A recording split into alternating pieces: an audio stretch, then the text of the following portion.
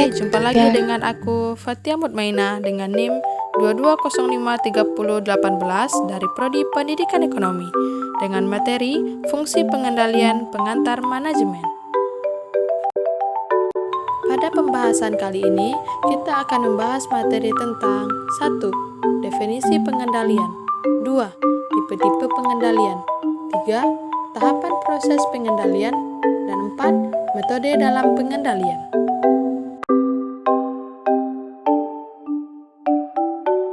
Pengertian pengendalian.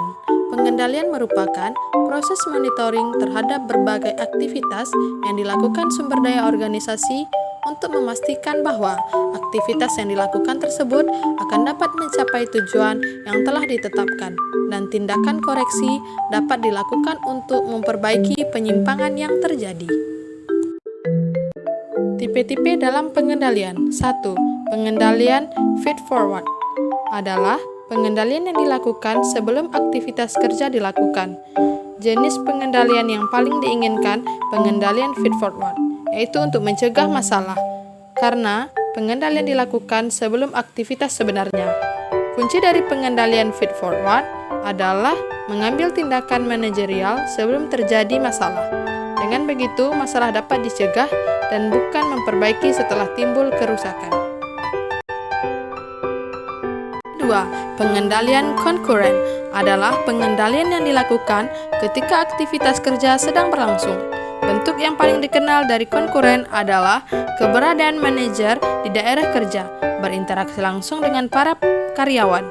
Semua manajer dapat mengambil manfaat dari pengendalian konkuren karena pengendalian itu membantu mereka memperbaiki kesalahan sebelum lebih memakai biaya.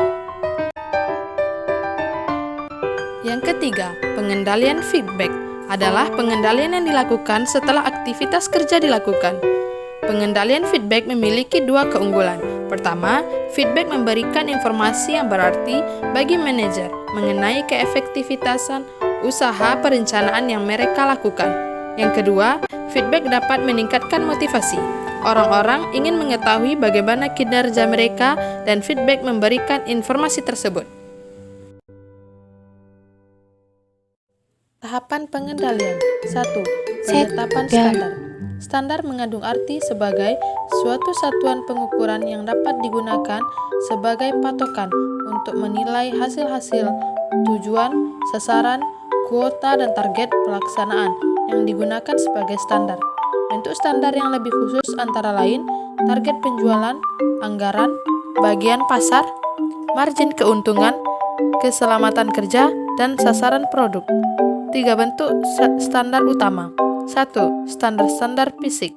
2. Standar-standar moneter. 3. Standar-standar waktu. 2. Penentuan pengukuran pelaksanaan kegiatan. Penetapan standar sia-sia bila tidak disertai berbagai cara untuk mengukur pelaksanaan kegiatan nyata. Oleh karena itu, tahap kedua dalam pengendalian adalah menentukan pengukuran pelaksanaan kegiatan secara tepat. Beberapa pertanyaan penting yang bisa diberikan yaitu 5W1H. What, who, where, when, dan how. 3. Pengukuran pelaksanaan kegiatan.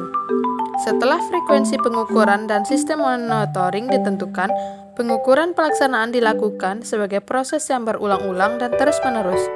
Ada berbagai cara untuk melakukan pengukuran pelaksanaan, yaitu pengamatan atau observasi, laporan-laporan, baik secara lisan dan tulisan, metode-metode otomatis, dan inspeksi pengujian atau tes, atau dengan pengambilan sampel. Banyak perusahaan sekarang mempergunakan pemeriksaan intern atau internal auditor sebagai pelaksanaan pengukuran. 4. Perbandingan pelaksanaan dengan standar dan analisa penyimpangan. Tahap kritis dari proses pengendalian adalah pembandingan pelaksanaan nyata dengan pelaksanaan yang direncanakan atau standar yang telah ditetapkan.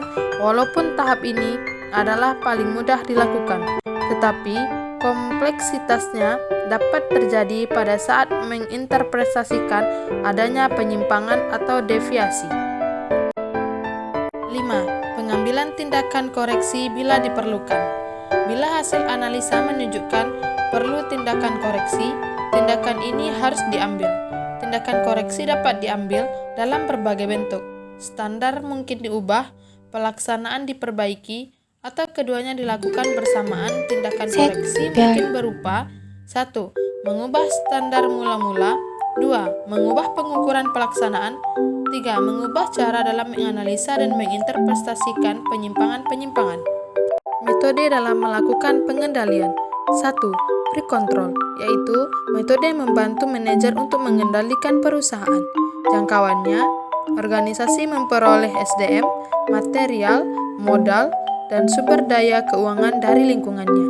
2. Concurrent, metode yang digunakan untuk membantu manajer mengendalikan proses transformasi sumber daya. Jangkauan, organisasi mengubah sumber daya melalui kegiatan produksi atau operasional dan serangkaian proses. Nah, itulah materi yang dapat saya sampaikan. Semoga dapat bermanfaat. Thank you for watching.